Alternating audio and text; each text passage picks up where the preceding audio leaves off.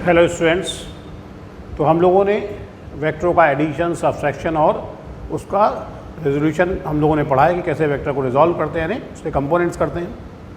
आज हम लोग देखेंगे वेक्टरों का मल्टीप्लिकेशन यानी प्रोडक्ट ऑफ वेक्टर्स, वेक्टरों का गुणन। ठीक, अब वेक्टरों का जो प्रोडक्ट होता है, ठीक है, प्रोडक्ट ऑफ टू वेक्टर्स, ठीक, ये दो प्रकार का होता है।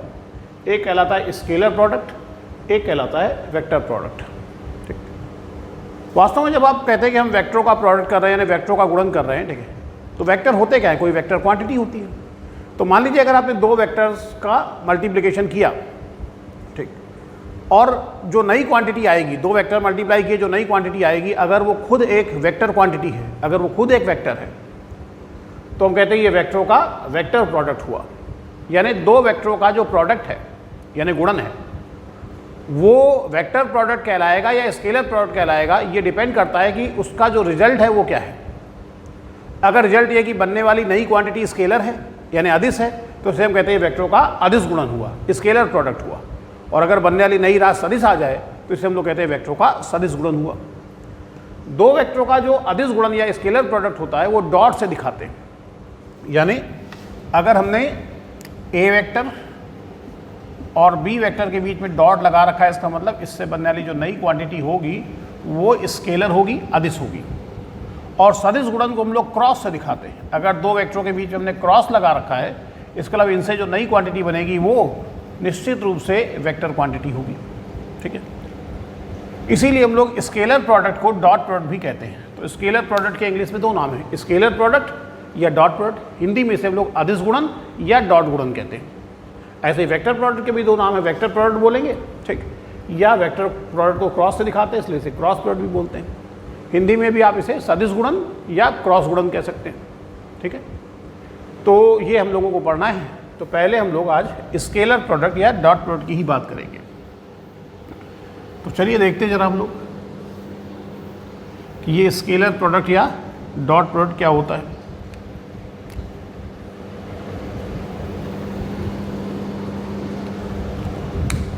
ये तो मैंने बता ही दिया, ठीक, कि अगर दो वेक्टर्स हैं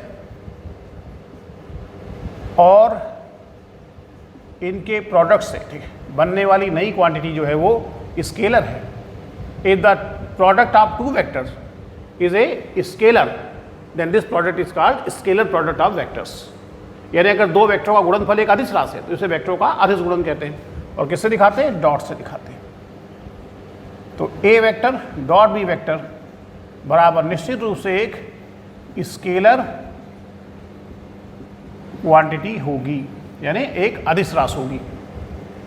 ठीक है, अब दो वेक्टरों के डॉट प्रोडक्ट यानी स्केलर प्रोडक्ट का फॉर्मूला क्या होता है?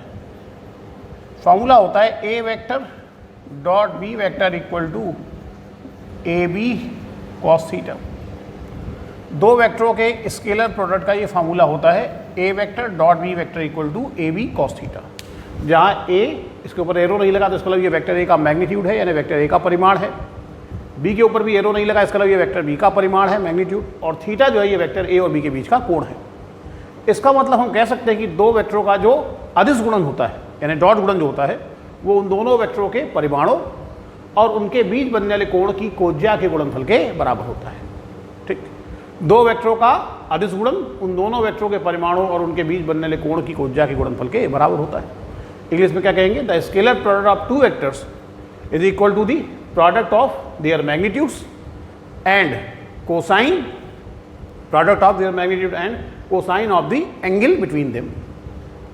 The scalar product of two vectors is equal to the product of their magnitudes and cosine of the angle between them. यानी उन दोनों वेक्टरों के मैग्नीट्यूड और उनके बीच बनने वाले एंगल के कोसाइन के प्रोडक्ट के क्या होता है? बराबर होता है।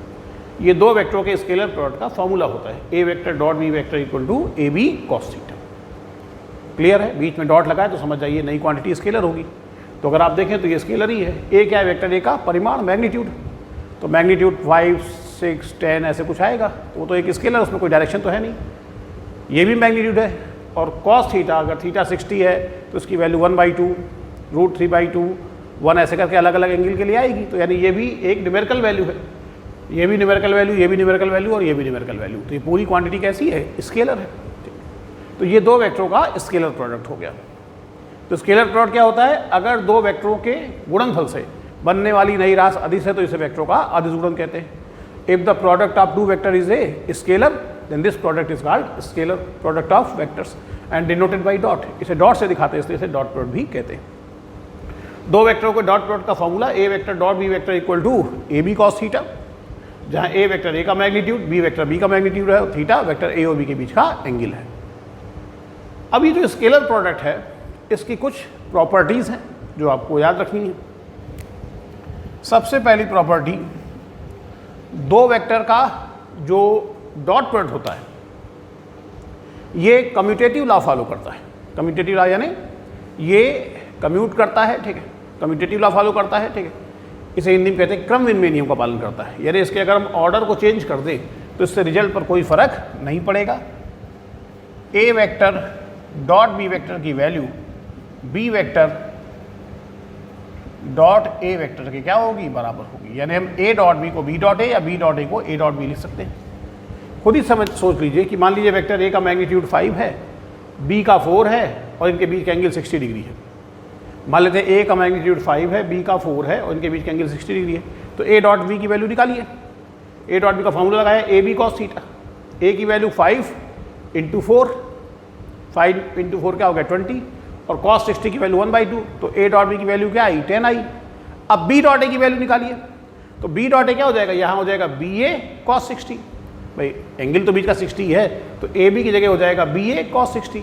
अब बी लिखोगे 4, ए लिखोगे 5, 5 इंटू 4 या 4 इंटू 5 होगा तो 20 ही ना, और फिर कॉस 60 की वैल्यू 1/2 आकर के 10 ही आएगा।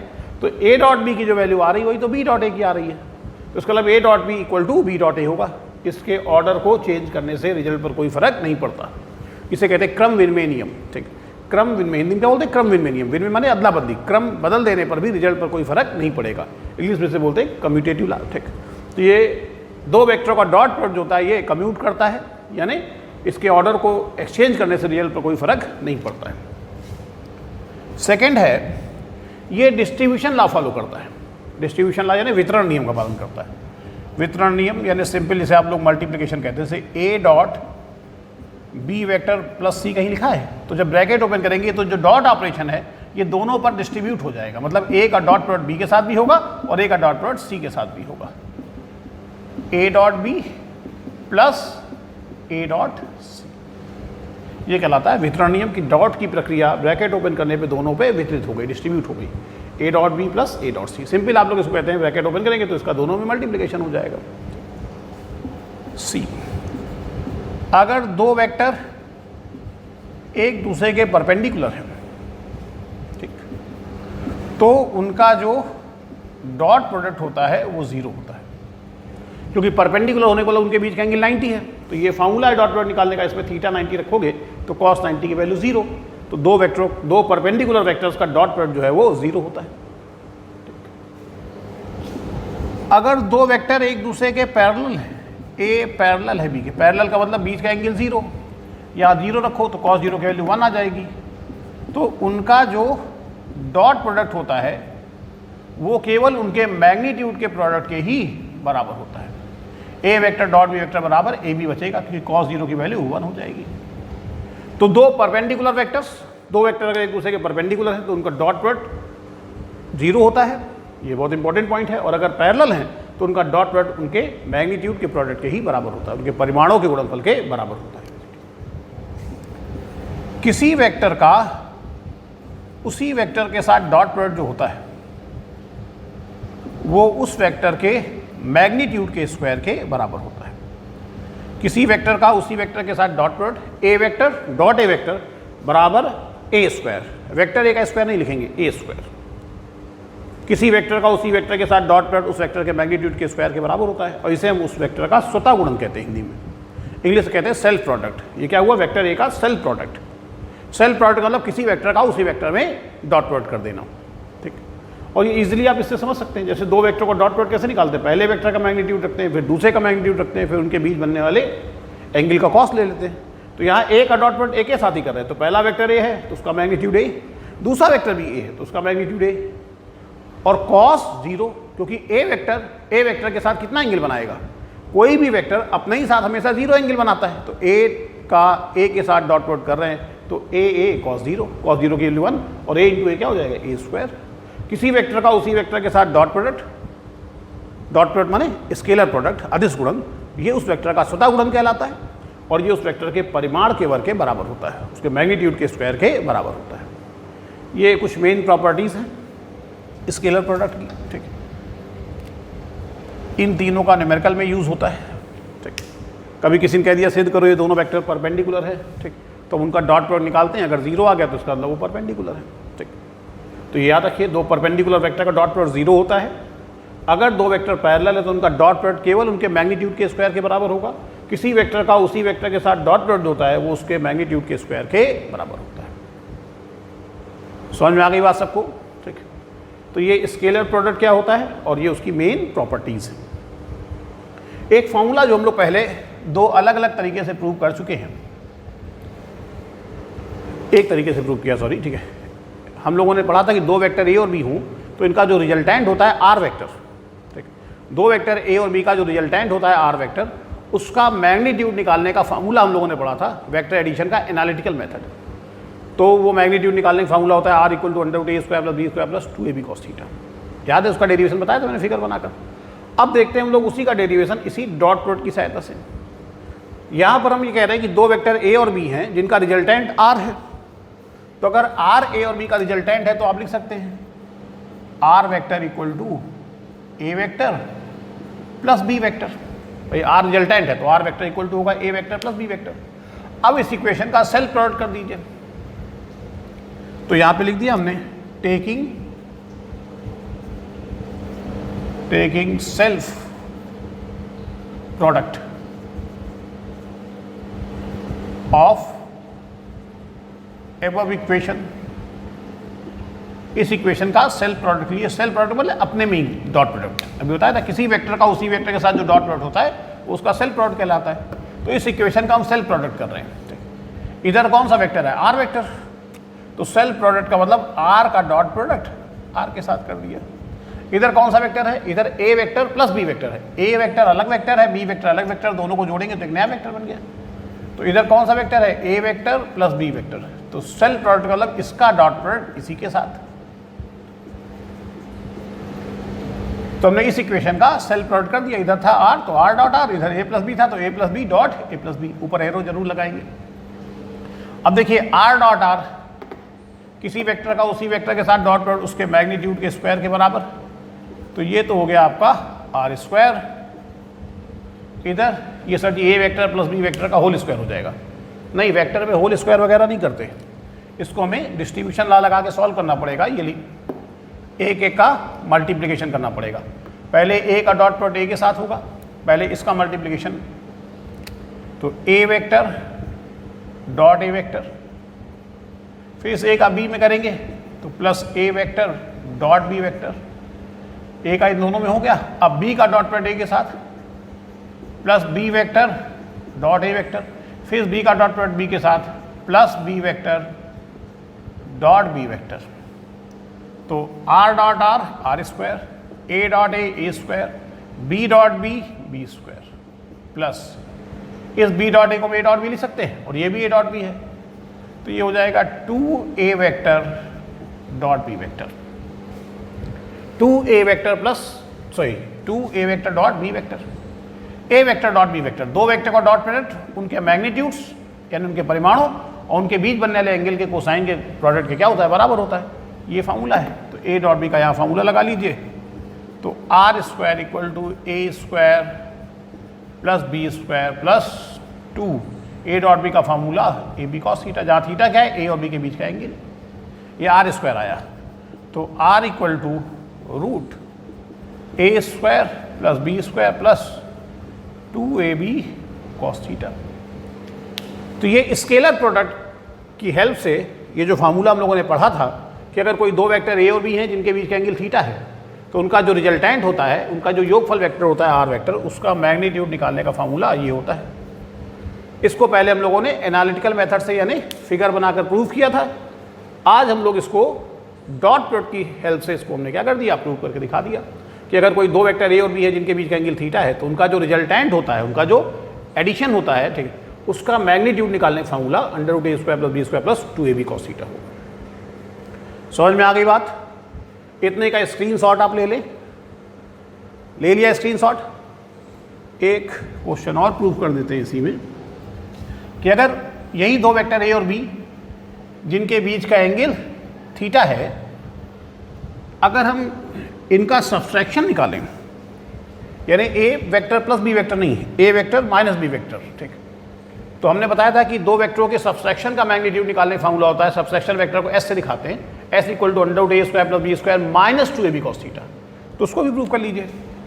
अब हमने मान लिया कि दो वेक्टर ए और बी है जिनके बीच का थीटा एंगल थीटा है और इनका जो डिफरेंस है,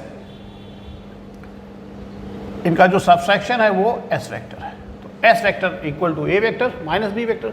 फिर से इसका सेल्फ प्रोडक्ट करिए तो इधर हो जाएगा s.s, इधर A vector minus B vector dot A vector minus B vector, ठीक।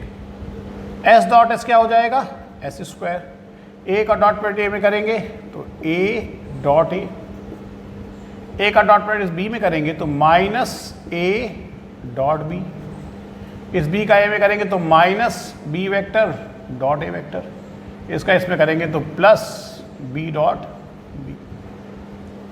s² = a.a² b dot B b²। इस b डॉट ए को हम a डॉट बी लिख देंगे तो ये भी माइनस का a डॉट बी, ये भी माइनस का a dot B, -2 a dot B आ जाएगा। और a डॉट बी को हम लोग ab cos थीटा लिख सकते हैं। तो s² = a² + b² -2 ab cos theta. s² = a² + b² -2ab cos theta आ गया। तो s = आ गया a² + b² -2ab cos theta.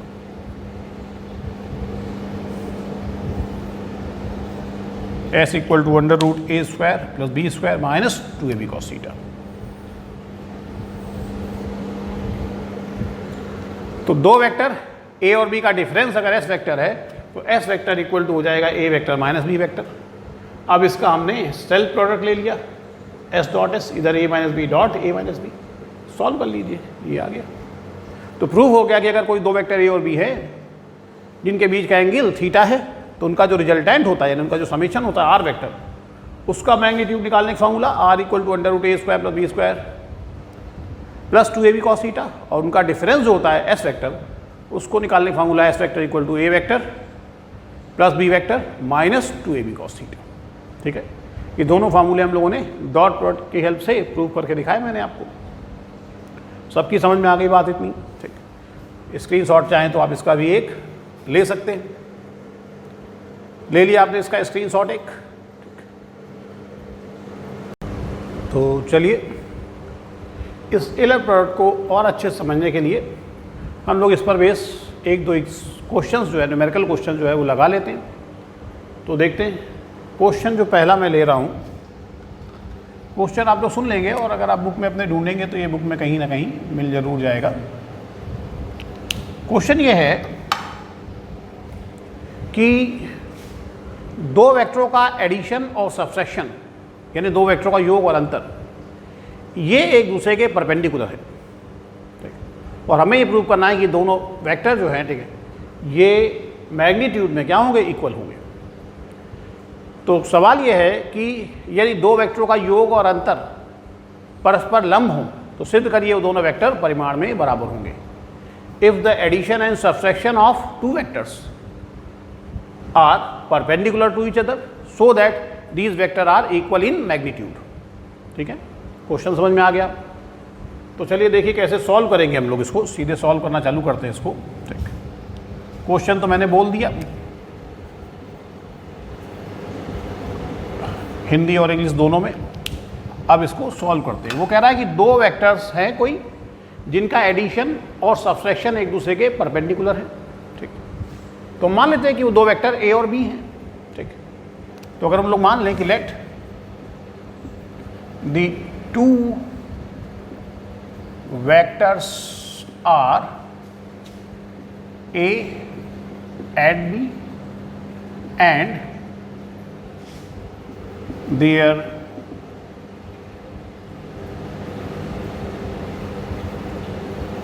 addition vector is R vector and their addition is R vector, their addition is R vector and difference is S vector. ठीक, let the two vectors are A and B, हमने माना कि वो दो vector A और B हैं, इनका जो एडिशन है या रिजल्टेंट जो है वो आर वेक्टर है और इनका जो डिफरेंस है वो एस वेक्टर है, ये हमने मान लिया। ठीक, तो अगर ए और बी का एडिशन या रिजल्टेंट आर वेक्टर है तो इसका मतलब है कि आर वेक्टर इक्वल होगा A vector plus B vector के, पहली इक्वेशन, और इनका डिफरेंस एस वेक्टर है तो S vector equal to A vector minus B vector. ठीक है, तो दो वेक्टरों का जो सम है वो आर वेक्टर है, इनका डिफरेंस जो है वो एस वेक्टर है, और क्वेश्चन ये कह रहा है कि जो एडिशन है, कौन है एडिशन यहाँ पर, आर, सम कौन है आर, और जो डिफरेंस है ये एक दूसरे के परपेंडिकुलर हैं। ठीक, तो according to question R vector is perpendicular to S vector, R और एस परपेंडिकुलर हैं, इसलिए so R dot S will be equal to 0। भाई अगर आर और एस परपेंडिकुलर है, दो वेक्टर ए और बी हमने माने, उनका एडिशन आर वेक्टर है, सम आर वेक्टर है, डिफरेंस एस वेक्टर है, और सवाल में कह रहा है कि जो सम और डिफरेंस है ये एक दूसरे के परपेंडिकुलर है, तो आर और एस परपेंडिकुलर है, और अभी हमने पढ़ाया आपको कि अगर दो वेक्टर परपेंडिकुलर है तो उनका डॉट प्रोडक्ट 0 होगा, तो R dot S equal to 0 लिख दिया हमने, बस काम खत्म। अब इसमें आर और एस की वैल्यू आप पुट कर दीजिए, आर की value A vector plus B vector dot S की वैल्यू हो गई A vector minus B vector equal to 0। अब इसको आपको सॉल्व करना है, विथ डिस्ट्रीब्यूशन लॉ लगाइए, एक एक का मल्टीप्लाई करिए, A vector dot A vector, फिर ए का बी में करेंगे तो माइनस ए डॉट बी, फिर बी का ए में करेंगे तो minus B dot A, B का बी में करेंगे तो माइनस बी, सॉरी इस बी का ए में करेंगे तो प्लस बी डॉट ए, और जब इसका इसमें करेंगे तो minus B dot B equal to 0। बोलिए क्लियर है? ए डॉट ए किसी वेक्टर का उसी वेक्टर के साथ डॉट प्रोडक्ट, उसके मैग्नीट्यूड के स्क्वायर के बराबर A square, minus A dot B, B dot A को हम लोग ए डॉट बी लिख सकते हैं क्योंकि डॉट प्रोडक्ट कम्यूट करता है। ठीक, यानी इसका ऑर्डर चेंज कर सकते हैं, बी डॉट बी क्या हो जाएगा, बी स्क्वायर, किसी वेक्टर का उसी वेक्टर के साथ डॉट प्रोडक्ट उसके मैग्नीट्यूड के स्क्वायर के बराबर होता है, ये और ये कैंसिल हो जाएंगे, A square minus B square equal to 0, it means A square equal to B square, it means A equal to B. तो ये आपका प्रूफ हो गया। यही तो वो प्रूफ करने के लिए कह रहा था कि दो वेक्टर हैं जिनका योग और अंतर जो है वो एक दूसरे पर लंब हैं, और हमें सिद्ध करना है कि ये जो दोनों वेक्टर हैं ये परिमाण में बराबर होंगे। ठीक, if the sum and difference of two vectors are perpendicular to each other so that these vectors are equal in magnitude, यानी दो वेक्टरों के योग और अंतर एक दूसरे पर लंब हो तो सिद्ध करो ये दोनों वेक्टर, कौन दोनों वेक्टर जिनके योग और अंतर लंब हैं, वो दोनों वेक्टर एक दूसरे के परिमाण में बराबर होंगे। तो प्रूव कर दिया ए और बी के मैग्नीट्यूड क्या हैं, इक्वल हैं। ये जो आपको प्रॉपर्टी पढ़ाई गई थी कि दो परपेंडिकुलर वेक्टर्स का डॉट प्रोडक्ट जो है वो 0 होता है, उसी का यहाँ पर यूज हुआ। सबकी समझ में आ गई बात? कोई दिक्कत हो बताइए। स्क्रीनशॉट ले लीजिए इसका। क्वेश्चन मैं एक बार फिर से बोल दे रहा हूँ, नोट करना चाहें तो नोट कर सकते हैं पहले हिंदी में, कि दो वेक्टरों के योग और अंतर एक दूसरे पर लंब हैं, सिद्ध करो ये दोनों वेक्टर परिमाण में बराबर होंगे। If the sum and difference of two vectors are perpendicular to each other so that these vector are equal in magnitude. Clear है? चलिए स्क्रीनशॉट ले लिया, अच्छी बात है। चलिए अब अगला क्वेश्चन लेते हैं। सुनने में काफ़ी हद तक ऐसा ही मालूम पड़ेगा। इस बार क्वेश्चन ये कि दो वेक्टरों के योग और अंतर परिमाण में एक दूसरे के बराबर है। दो वेक्टरों के योग और अंतर जो है, आप जानते हैं दो वेक्टरों का योग खुद एक वेक्टर होगा और उनका अंतर भी एक वेक्टर होगा, ये परिमाण में एक दूसरे के बराबर है। ठीक, if the magnitude of addition of two vectors and subtraction of two vectors are equal in magnitude, वो दोनों मैग्नीट्यूड में इक्वल हैं, then so that these vectors are mutually perpendicular. तो सिद्ध करिए दोनों वेक्टर एक दूसरे पर लंब होंगे। कौन से दोनों वेक्टर? जिनके योग और अंतर परिमाण में बराबर है। जिन दो वेक्टरों के हमें सिद्ध करना है वो दोनों वेक्टर जो है एक दूसरे पर लंब होंगे। ठीक, तो चलिए क्वेश्चन समझ में आया। फिर से मैं बोलता हूँ एक बार हिंदी में, नोट भी कर सकते हैं आप क्वेश्चन को, कि दो वेक्टरों के योग और अंतर परिमाण में एक दूसरे के बराबर हैं। सिद्ध करिए दोनों वेक्टर एक दूसरे पर लंब होंगे। If the sum and difference of two vectors are equal in magnitude so that these vectors are perpendicular to each other. ठीक, चलिए फिर हमने मान लिया कि दो वेक्टर वो कौन है? ए और बी है। इनका सम जो है वो आर वेक्टर है, डिफरेंस जो है वो एस वेक्टर है। तो R vector equal to A vector plus B vector और difference S vector equal to A vector minus B vector. इस बार सवाल में दी गई कंडीशन चेंज हो गई है।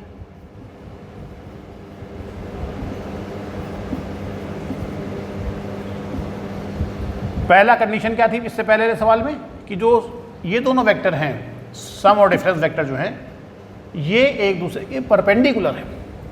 इस बार कंडीशन ये है कि दो वेक्टरों का जो सम है और जो डिफरेंस है ये मैग्नीट्यूड में एक दूसरे के बराबर है। तो इन दोनों का सम आर वेक्टर है और डिफरेंस एस वेक्टर है। इनके मैग्नीट्यूड बराबर है, यानी आर बराबर है एस के। तो हमें सिद्ध करना है दोनों वेक्टर ए और बी परपेंडिकुलर होंगे। तो आर इक्वल टू एस अगर है तो R square equal to S square भी तो लिख सकते हैं, क्योंकि मैग्नीट्यूड तो डिजिट होगी। ठीक, तो डिजिट है तो उसका स्क्वायर कर दिया दोनों तरफ का। अच्छा, आर स्क्वायर क्या है? ये वेक्टर आर के मैग्नीट्यूड का स्क्वायर है। और अभी हमने पढ़ा किसी वेक्टर के मैग्नीट्यूड का स्क्वायर कब आता है? जब उसका डॉट प्रोडक्ट उसी के साथ कर दें। तो आर स्क्वायर की जगह तो हम आर डॉट आर लिख सकते हैं। भाई R vector dot R vector की जगह आर स्क्वायर लिख देते थे, तो आर स्क्वायर की जगह R vector dot R vector. ऐसे ही एस स्क्वायर की जगह एस वेक्टर, ये एस के मैग्नीट्यूड का स्क्वायर है और किसी वेक्टर के मैग्नीट्यूड का स्क्वायर तब आता है जब उसका डॉट प्रोडक्ट उसके साथ किया जाए। लिख दिया हमने यहाँ पर। अब इसमें आर और एस की ये वैल्यू पुट कर दीजिए, काम खत्म। A vector plus B vector dot A vector plus B vector, इधर A vector minus B vector dot A vector minus B vector. ठीक है, अब हम लोग इसको डिस्ट्रीब्यूशन ला लगाते हैं, एक एक को मल्टीप्लाई करते हैं। तो ये आएगा यहाँ पर ए vector dot A vector, A का डॉट पर ए में किया, फिर ए का बी में करेंगे, plus A vector dot B vector. अब बी का ए में करेंगे तो plus B vector dot A vector plus B vector dot B vector equal to, अब ए का ए में करेंगे तो ए डॉट ए का बी में करेंगे तो minus A dot B minus B dot A, ठीक, plus B dot B. Clear है? ए डॉट ए हो जाएगा A square, B dot B हो जाएगा बी स्क्वायर, इस बी डॉट ए को ए डॉट बी लिख दें, ये भी ए डॉट बी है, 2a vector dot B vector, A dot A हो गया A square, B dot B हो गया B square, minus 2a vector dot B vector. A square B square से A square B square cancel हो गया, इसको इधर ले आएंगे, ऐड हो जाएगा 2a डॉट बी और 2a डॉट बी ऐड होकर 4a vector dot B vector equal to 0, 4 से डिवाइड कर देंगे तो a vector dot B vector equal to 0 अगर आ गया तो यहीं पे हम लोग लिख सकते हैं, अगर दो वेक्टरों का डॉट प्रोडक्ट 0 है तो इसका मतलब वो एक दूसरे के परपेंडिकुलर है। तो इससे प्रूव हो जाता है कि वेक्टर ए परपेंडिकुलर है बी के। सीधे सीधे A dot B equal to 0, तो सिद्ध हो गया ए और बी परपेंडिकुलर है, क्योंकि दो परपेंडिकुलर वेक्टर का ही डॉट प्रोडक्ट 0 होता है। और अगर आप चाहें तो इसको एक लाइन और बढ़ा भी सकते हैं, A dot B equal to 0 आया तो ए डॉट बी का फॉर्मूला लगा दीजिए। फॉर्मूला क्या है? अगर बढ़ाना चाहेंगे तो इसके बाद अगली लाइन होगी A B cos theta equal to 0, ठीक है। A B cos theta equal to 0। A क्या है, पहले वेक्टर का मैग्नीट्यूड, बी क्या है, दूसरे वेक्टर का मैग्नीट्यूड। अगर वेक्टर है तो कुछ ना कुछ मैग्नीट्यूड होगा, तो ये तो 0 हो नहीं सकते। इसका मतलब क्या हुआ कि कॉस थीटा 0 है। कॉस थीटा 0 है तो इसका मतलब किसकी वैल्यू 0 होती है, कॉस 90 की। तो यहाँ से थीटा इक्वल टू क्या आ गया, 90 डिग्री। और जब हम एक्सपेंड करते हैं ए डॉट बी को, ए बी कॉस थीटा, तो उसमें थीटा ए और बी के बीच का ही तो एंगल होता है। तो प्रूव हो गया ए और बी के बीच का एंगल 90 है, यानी ए और बी एक दूसरे के परपेंडिकुलर है। तो इतना और कर सकते थे चाहते। वैसे तो जैसे ही प्रूव हो गया कि ए और बी का डॉट प्रोडक्ट 0 है, तो इससे प्रूव हो जाता है कि ए और बी एक दूसरे के परपेंडिकुलर होंगे। क्वेश्चन समझ में आ गया सबको अच्छे से? ठीक है। तो ये आज हमने आपको वेक्टरों का स्केलर प्रोडक्ट पढ़ाया है। ठीक, अभी इसके एप्लीकेशन भी पढ़ाने हैं, लेकिन पहले स्केलर प्रोडक्ट हमने आपको बता दिया, एक दो क्वेश्चन उस पर करा दिए, ताकि आपको उसका यूज़ समझ में आए, कैसे हम उसको यूज़ करते हैं। ठीक, अब इसके बाद हम लोग अगले लेक्चर में वेक्टरों का क्रॉस प्रोडक्ट पढ़ेंगे। ठीक है, तो इतने लेक्चर को अच्छे से तैयार कर लीजिए। जो न्यूमेरिकल एक दो बताएं उनको तैयार कर लीजिए। उस तरह के कुछ न्यूमेरिकल आपको बुक में मिले तो उनको लगा लीजिए। ठीक, और फिर अगला लेक्चर बहुत जल्दी लेकर के आएंगे। तब तक अपने घर में रहिए, पढ़ाई करिए, अपना ख्याल रखिए और अपने बड़ों का ख्याल रखिए। Thank you.